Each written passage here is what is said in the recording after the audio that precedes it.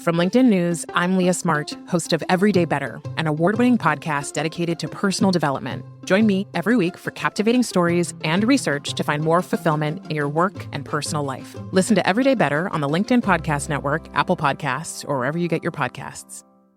From LinkedIn News, I'm Jessie Hempel, host of the Hello Monday podcast. Start your week with the Hello Monday podcast. We'll navigate career pivots. We'll learn where happiness fits in. Listen to Hello Monday with me, Jessie Hempel, on the LinkedIn Podcast Network or wherever you get your podcasts. Hello, my friend, and welcome to another episode of Negotiate Anything. Thanks for spending time with us today. It's listeners like you in 181 different countries that have made Negotiate Anything the most popular negotiation and conflict resolution podcast in the world. I'm your host, Kwame Christian. I'm a business lawyer, mediator, professor, and the director of the American Negotiation Institute. Before we get started, I have two quick questions for you. Is negotiation a critical part of what you do?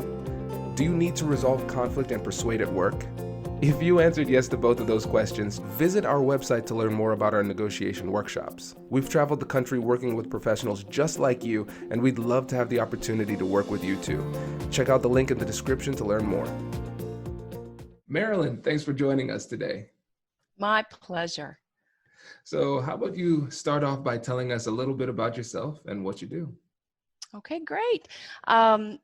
I am currently Vice President and Associate General Counsel at Nationwide Insurance Company, and I'm responsible for our corporate and intellectual property, class action, litigation, and discovery management. Spent the first half of my career in private practice. Started out in the coal industry doing collective bargaining and union avoidance. I was on the management side. A lot of civil litigation in the retail, financial services, insurance area.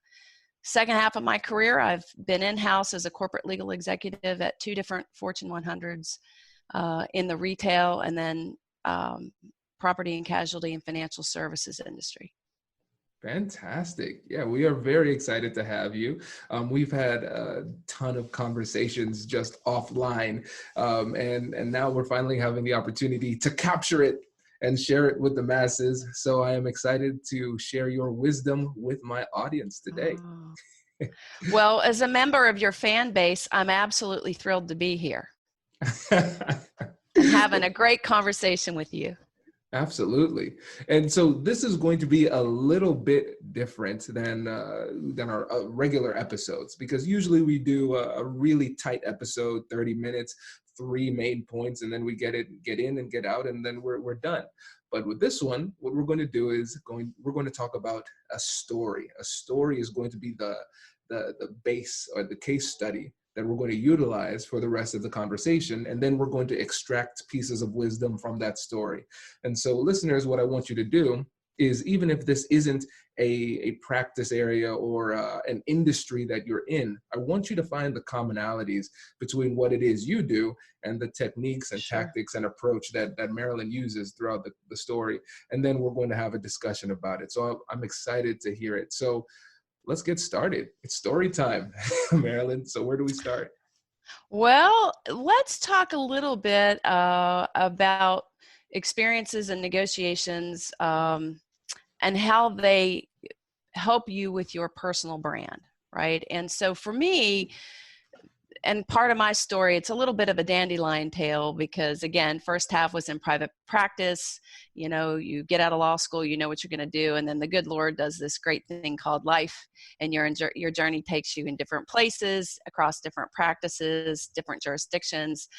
And so what was really important for me during those times was to build relationships with folks and establish trust with them, because I needed credibility with them, but to also do it in a way that I was true to myself. And as I work with professionals now, developing team members, mentoring and sponsoring different folks in the profession or across the country, the resounding theme of what is my personal brand becomes important. And so it becomes important because it's the centered space you can take yourself to in any circumstance. So early in my career, I did a lot of coal work. And which was an interesting time. In the early 90s, there was a lot of strike-related violence. Frankly, some of it fairly unprecedented for those times.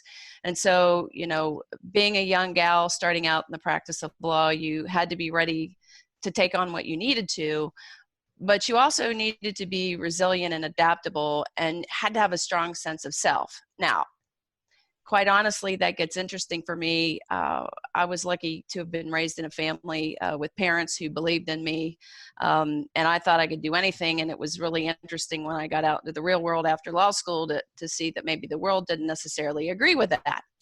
And so one of the first situations I had, and there were a couple that were very formulative that I've learned a lot from and I've grown over the years to be grateful for, were just a couple of situations that I found myself in because I was willing to work hard. So one of them was during the time I was doing work in the coal industry, we had a strike occur, a wildcat strike, despite the fact that there was a collective bargaining agreement with a no strike provision that was in full force and effect. And so we found ourselves having to go to federal court to get an injunction and an order sending the coal miners back to work.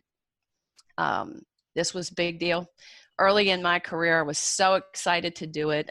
There were a few women, but not many women doing this work. And of course, on my side, for my client, my CFO, my CEO were men, as were my partners on the team. And so it was very exciting to be going to the federal courthouse to argue this motion. It was very, very important. So we get there and we go in, and the first thing that the judge does is the judge says, as we approach into the courtroom, I'd like to see the parties in chamber. And so I said, Your Honor, we really are going to need to go on the record here. And he said, well, I understand, but it's the court's practice to have you all come in chambers and let's have a conversation. All right, Your Honor. So we all proceeded in, and of course, our very worthy adversaries, union leadership, was present, as was my client. And so I explained the motion, and I'm making our points for the court's consideration. And then the judge says to me, Ms. McClure, I've heard what you had to say for your clients, and I'd like you to get the come hither look on your face and go up to the picket line and see if you can't get those gentlemen of the union to go back to work. Now, there's a lot of snickering going on in chambers.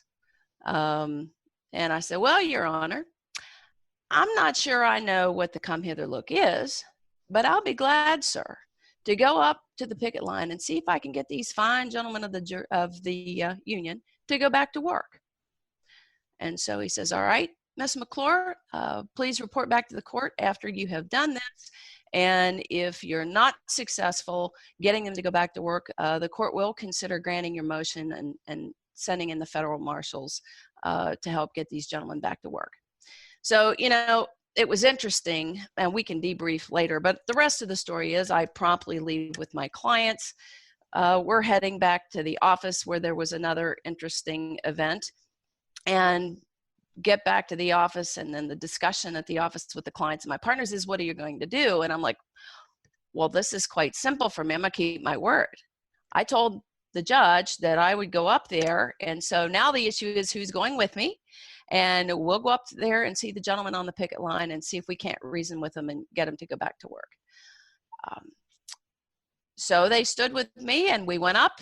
And I get to the picket line, and there's a fair amount of whistling and a couple of comments about me wearing shoes, and maybe I needed to get a frying pan and go home and do what other women do. And I talked to him, and I said, now, gentlemen, you have a collective bargaining agreement. And I tried to charm them into understanding with great respect that we really needed them to go back to work, or the court was going to intervene. That was met with a lot of snickers. Obviously, it didn't work, but I tried. And then went back with the clients to the court. And what was interesting to me when I returned, same memo with the judge. I'd like to see the parties in chamber. Could you come into chamber? Your Honor, I'm going to have to insist this time. We need to have a record. Well, I understand that, Ms. McClure, but you come on in here. And and let's see what the parties have to say. So I tell my side of the story. We've gone up there. I have my clients who can affirm this. And then I said, Your Honor, didn't work. They didn't go back to work, but I gave it my best shot. And then what the judge says to me is, Attorney McClure, changed from Miss McClure to Attorney McClure, then the court's going to keep its word. You've adequately argued the motion. The motion is granted. And bailiff, if you would bring down the federal marshals to go with Attorney McClure back up to the picket line to get these gentlemen to go back to work. So we did, and the gentleman went back to work. There's a lot to dig in there. One of them is composure in the moment. One of them is knowing who you are in the moment and continuing. And some of it's just overcoming, right? So make the best of the moment, turn that into an opportunity. And in that moment, it did not feel very good, to be quite honest with you. Like there's a part of you that thinks, oh my Lord, should I drop and run? But the other part of me thought, I know exactly what to do, and I'm not afraid to do it. I'm willing to invest in other people. And so I'm going to give my word to do this and then go keep my word. Now, one of the things that was very interesting to me, and at the time it didn't feel so good, as I've aged and practiced, I've looked back upon that and thought, even though it didn't feel like it in the moment, that judge gave me great opportunity to show what I was made of. And the fact that I could make my own decision, stand on my own 2 feet, not let it keep me off my game of representing my clients, but also receive and respect the positions of those who were not my clients, kind of cemented my brand. It did more than announce I had just arrived to the practice. It announced who I was in my practice. And I'm very grateful for that, because over my time practicing, over the last more than quarter of a century now, working with others either on my teams or who were part of my clients in their organization or those I mentor and sponsor, I've worked with folks. Sometimes it takes decades to have an experience that helps you cement who you are and validate who you are, and then let you work towards it. And so I'm grateful for that. And it has translated for me in my career to, there is nothing I can't negotiate or won't negotiate, to my own personal standard. And so it freed me up a lot, I think, as a young woman who, first generation lawyer, from Appalachia, to figure out how to Marylandize folks I wanted to move, not try to be somebody else, another woman, another man, but to figure out how to use the attributes and the blessings that the good Lord gave me to sort of Marylandize other folks, and help move them. Because, at the end of the day, negotiations is all about communicating, but it's deeper than that. You're moving people when you negotiate. When you communicate, basically in the highest categories, you're either informing people of information they need to know, or you're elevating things for action, right? So, or a combination of the both. But when you're negotiating, you're moving people. And if you want to move people, you have to move too. And so you've really got to have a good centered self. And I think you want, over time, a brand that allows you to flex your style and grow yourself and bring others along, but it's something that you can be true to regardless of industry, technical practice area, dispute, contract, marital bliss, whatever it is you're negotiating at the time. Does your company invest in professional development training? If you believe that your team would benefit from a negotiation workshop, all you need to do is go to our website, fill out the workshop request form, and then we'll set up a time to chat. These workshops are completely customizable, and we've done them all around the country. Negotiation and conflict resolution skills are beneficial across all professions, but they're especially useful in procurement, purchasing, sales, sourcing, and contract management. Our calendar is filling up quickly, and we even have some workshops scheduled for next year. If you think you might want one, I'd suggest reaching out soon so you don't miss out. Check out the link in the description to learn more. And now, back to the show. Hey you, I'm Andrew Seaman. Do you want a new job? Or do you want to move forward in your career? Well, you should listen to my weekly show called Get Hired with Andrew Seaman. We talk about it all, and it's waiting for you, yes you, wherever you get your podcasts. Brace the rudders! Raise the sails! Raise the sails! Captain, an unidentified ship is approaching. Over. Roger. Wait, is that an enterprise sales solution?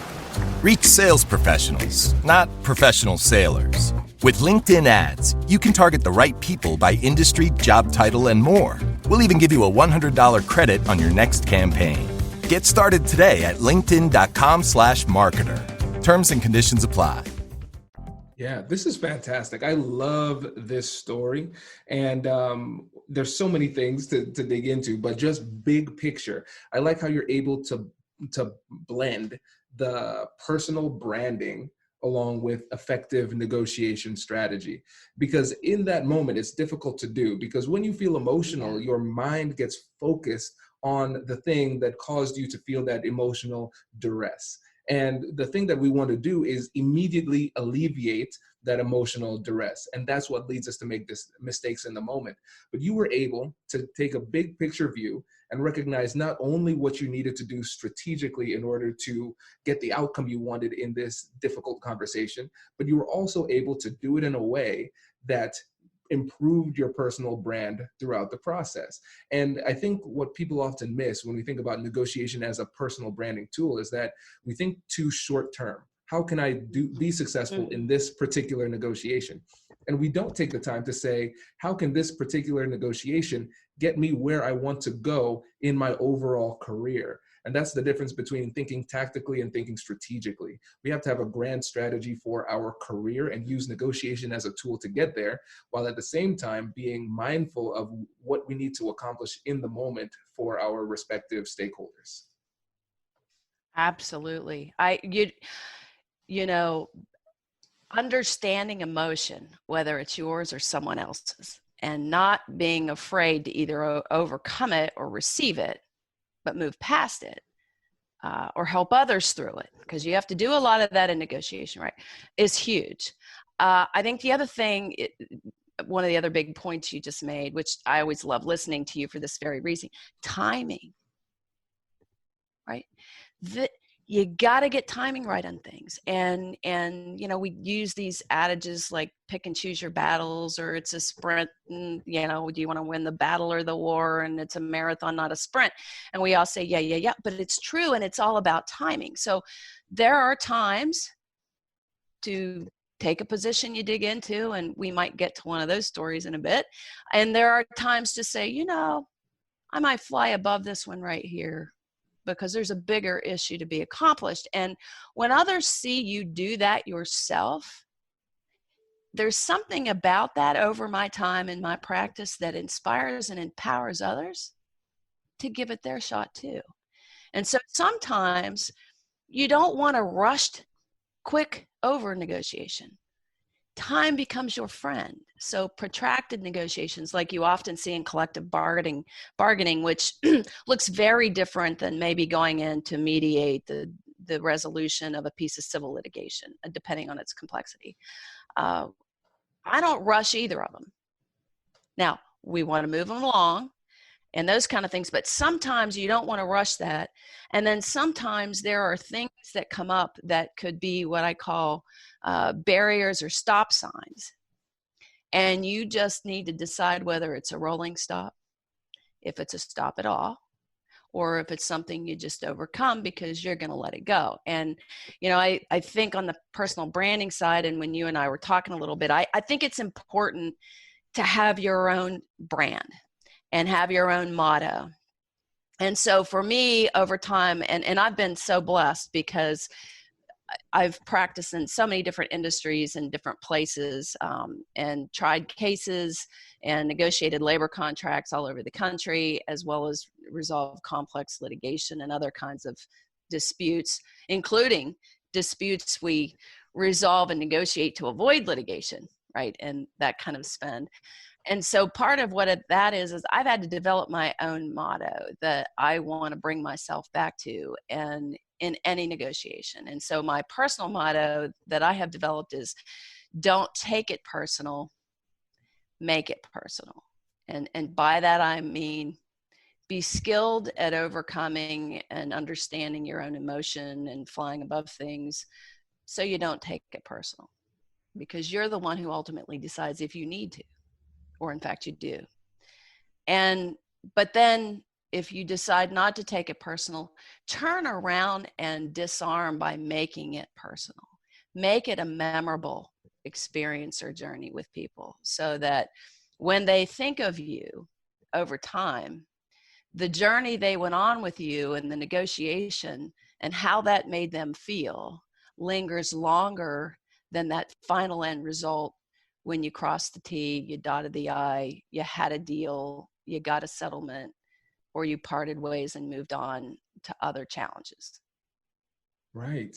And one thing I want to go back to in this story is when the judge said, I want you to put on the come hither look.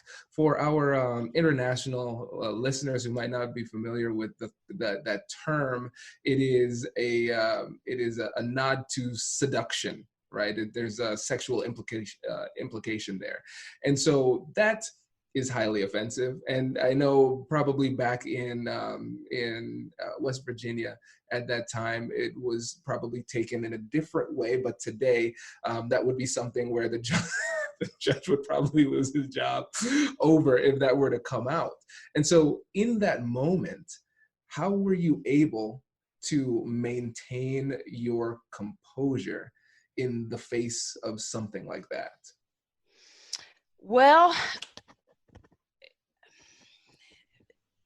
I say it like this. I mean, you feel it and you know it. I did two things to diffuse it for myself. And part of this is upbringing, and I give credit to my parents, and that was to try to handle things with class, because you never know what shoes people are wearing, and et cetera. And so the one thing for me that I did that I don't know if you noticed, but I said, well, Your Honor, I'm not exactly sure what the come hither look is, but I'll be glad to go up to that picket line and see if I can't get the fine gentleman of the union to go back to work. And part of that was truth. Also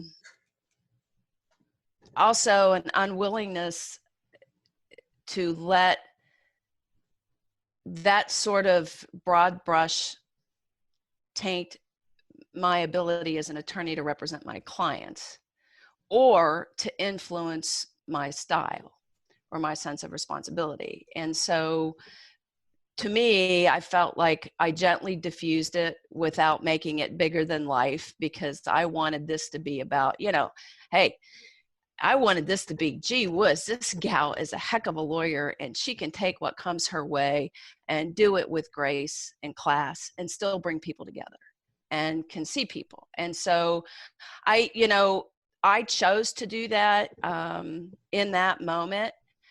I would do that again. I have reflected over this story over my career and shared it in a way to help other people over time. And I was glad I handled it that way, because that was early in my law career. I was establishing a reputation and very much wanted to be Marilyn, not emulating the one woman, if there was one, or trying to succumb to cultural things where I had to engage in behaviors and conduct or even use words that were not Marilyn. And so it was my effort to diffuse it, but not be defined by it, to keep on and press on with my job. And at the end of the day here, the goal was to get everybody back to work. That was good for both sides. We had a collective bargaining agreement that had been negotiated by both sides, and to do it in a way that was, I guess my thought was, respectful, because if the court thought that I had, the other way to look at this too is, hey, this judge thinks I have enough influence to go up there and make a difference, and he doesn't have to send in the marshals. Well, okay, if you have that, I can go do it. I'm not afraid to do that. And so unpacking that over the decades, just that single story, in the moment, there were many who thought, gee whiz, that was ridiculous. I mean, I remember some of my partners were like, this is not how the practice of the law goes. And, and I'm like, I can shake this off. It'll be fine. But I also was like, here's a chance to make a difference too, and show that that's not going to cause me to not do what needs done in this moment, or to rise to a challenge to see if there's an alternate way to resolve this dispute without intervention of the marshals and an order of the court. And so if I really want to live into being a great negotiator, I'm going to be open to those opportunities when they come. I'll also say this about it. That judge later in my career, before he passed away, would tell me that he knew that day and that week, because we were back within, 36 hours in front of the court, I would say, that he knew then I would be one of the best lawyers to ever practice in front of him. And, he changed the respect he showed me. He was calling me Miss McClure when it started, which I frankly didn't take offense to. But when I returned after having gone to that picket line, he referred to me as Attorney McClure. And so what didn't feel good or look like much of an opportunity then, over the years I've come to appreciate was a great opportunity. I've worked with other lawyers and people over decades.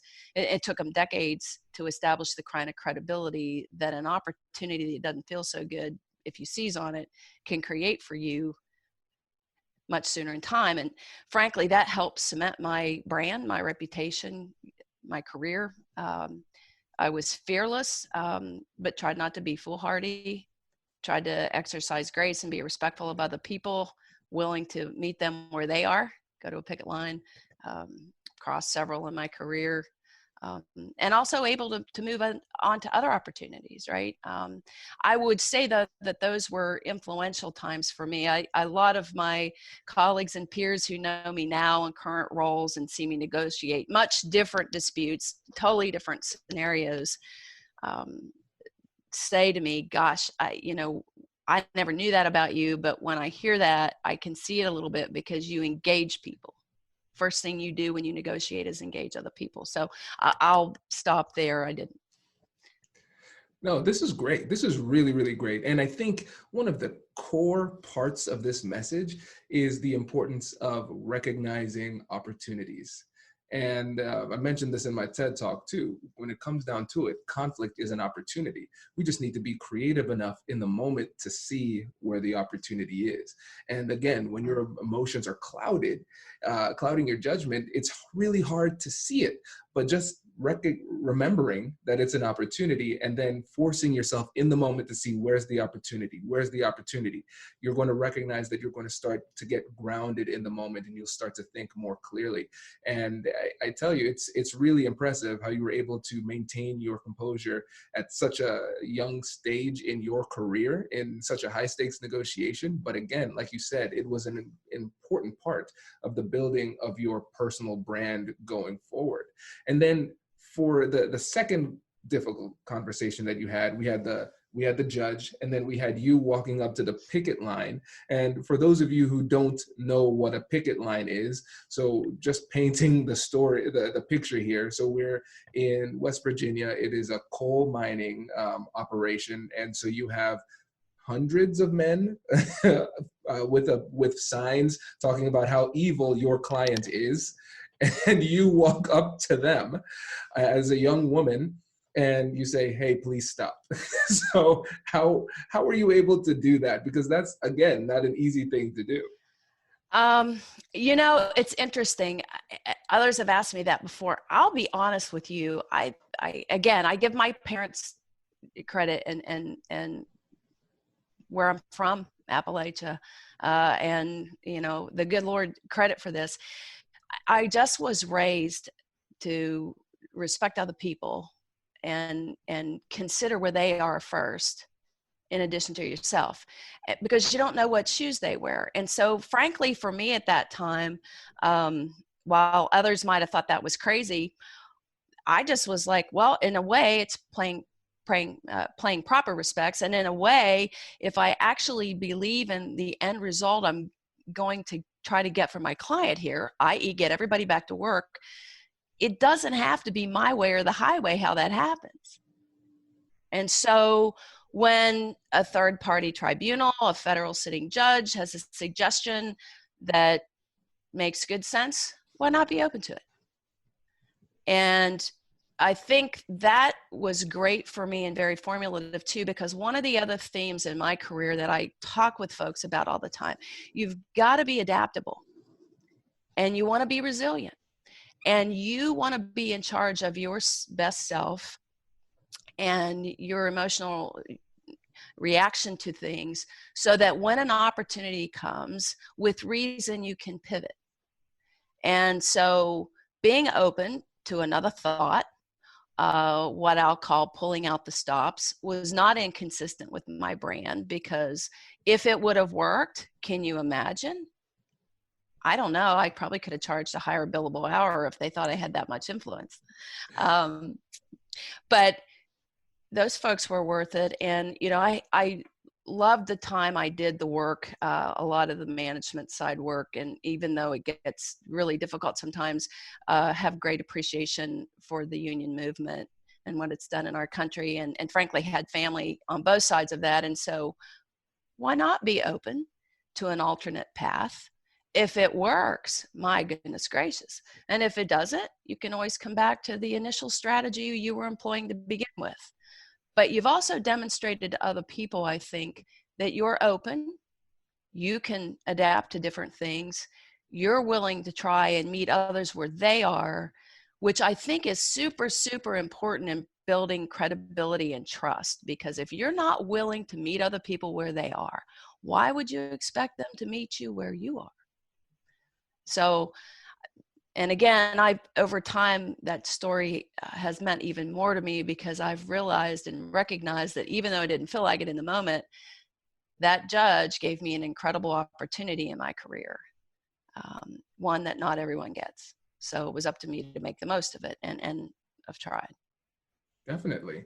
And one of the terms that you mentioned a few times now is engagement. You had a willingness to engage. And so we saw that clearly in this story, where you were, you know, walking up to the picket line, knowing that you were probably going to be harassed all the way through the process. And that probably made it easier for you to do that in the future. And so for you listeners out there, when you're confronted with a difficult situation and you say, I just don't want to engage, I don't want to have this conversation, recognize that this is going to make it easier for you in the next negotiation that you have. I think about it in terms of a video game. In video game, you have levels, and there's a boss at the end of the level. If you don't beat the boss, you don't go to level 2. And so if you think about your career in the same way, you have to beat these bosses at the end of these games in order to move up to the next level. And it's really up to you whether or not you want to engage. And so for you now, and as you're a corporate attorney, you've worked for 2 Fortune 100 companies, you have these high-level contract negotiations. What does engagement look like in those interactions when it gets really, really tense? So it's very interesting. Very interesting, because at the end of the day, people are people. And so all of negotiations involve people, which is part of what I love about negotiation and people. But it does look very different. And so for the time that I was a corporate legal executive in retail, a big part of my duties and responsibilities included collective bargaining and union avoidance, but also managing litigation and resolving disputes, and then anything else duties as assigned, which really caters and moves you closer to generalist tendencies. Current role, what I've seen from those is complex international negotiations where you're dealing with people in multiples of countries at differing organizations. I've seen catastrophic sort of circumstances and injuries that life presents with people. And so, you know, the loss of life. And so trying to help people resolve their differences and get sort of restorative properties out of the negotiation process, not just the monetary resolution or avoidance of civil litigation, but, you know, sort of restorative properties out of the negotiation that permit them to reset and continue on, even though the path looks different than they thought that it would. And I think it becomes increasingly important in those moments as a negotiator to make sure you engage with folks and you build that in, because it's very important. And that goes really to emotion too, and diffusing emotion. I think the second piece for me, resolving complex situations and negotiation, is also team leadership, right? Leading organizational change, leading structural change, cultural change. And I've had several opportunities while I've been in-house, great opportunities to lead, but very challenging combinations when you're leading culture transformation, right? So changing a culture of an organization at the same time you're bringing a team together, assessing a team, redesigning a team, building centers of excellence or whatever. You're getting into the human side, just like you would in a complex dispute resolution, because you've got to decide, can you bring these folks together? Can people co-lead? Believe it or not, that becomes a challenge at different stages, right? On a team, can you co-lead? Some people do well with it and some people don't do well with it. And so it's played out for me in so many different ways under the umbrella of negotiation. But the thing that's at the corner of it and centerpiece of it is people, and me not just being focused on a result, a predefined result, but being focused on how we get the result. Because as the great American poet Maya Angelou says, and I love to quote because I thought this was fabulous, people may not remember what you did, but they will never forget how you made them feel. And so over a career of negotiating, you know, one of the largest and best compliments you ever get is you might have battled with someone, which I don't particularly care for the word, but that's true. If we're worthy adversaries, we get into, you know, major arm wrestling and negotiation and battling, if you will. It's not just prevailing on the result. For me at this stage, it's having a result when we all get there, we've achieved together. And so the collaboration along the way and engaging people and bringing them to a table and inspiring and empowering them to help us redefine a common goal we can meet together. Whether it's the reorganization of a team, breaking down silos so that there's greater collaboration and we can reach alignment across teams.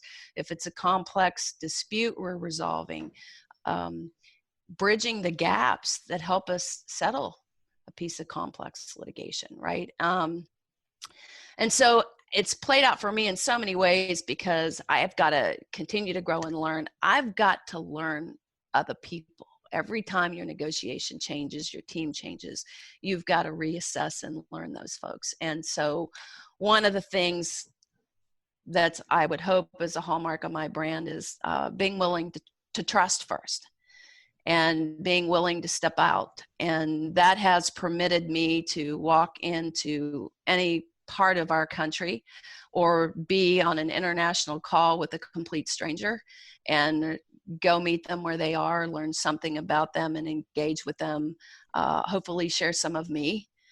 And so that, because relationships really, really matter. And in negotiations, you either start with some semblance of a relationship upon which you build, or you start with no relationship and you must forge one, even during the course of the negotiation. And so you've got to be willing, somebody has to trust first. If somebody's not willing to take that step, and I made a decision a long time ago, and maybe it goes back to the union story we talked about, that I was going to trust first and step out and do some things to meet other people where they were. And to me, that's a show of proper respect. It's also a genuine effort on my part to get to know them and to receive them and see them and respect them. And then over time, as you know each other, whether it's protracted negotiations or maybe it didn't last that long, but when they see you keep your word and the how And the journey of the negotiation to the ultimate result was consistent with what they initially thought or, concluded. And the how you made them feel on the journey to get to the result made that final handshake after you reached common ground really mean something, is when people say, when I get down and out, or it's me and mine that are, that's who I'm going to hire. And so I think that's a great compliment and cements the personal branding on why it matters how you get a result, not just what the result is. Just one other thought for your consideration. I think we get caught up in emotion as, what's the end result? Here's the predefined result. Well, in negotiation, if you really embrace the journey, there's multiple results. And so you want to redefine and reframe and celebrate those victories that are steps through progressive negotiation. And as you do that, people can step into it and become a part of it. You're including them. You get them invested in the journey, engaged in the journey. And then sooner or later, you look up and you can both or all, because some of these have been, 25 different organizations involved and their representatives and their outside lawyers. So it's a family reunion, let me tell you. But as you journey on and you build credibility and relationship, you can identify, we all want A. Now, A may translate different to us, but we can agree on the A. And then you say, all right, let's figure out how we all come together to get to an A. And so at the end, when you get the result, complete resolution, this journey is over, we've met whatever the common ground is. If folks say, gee whiz, I never thought we could do it, you willed it, you made me will it, we got through it.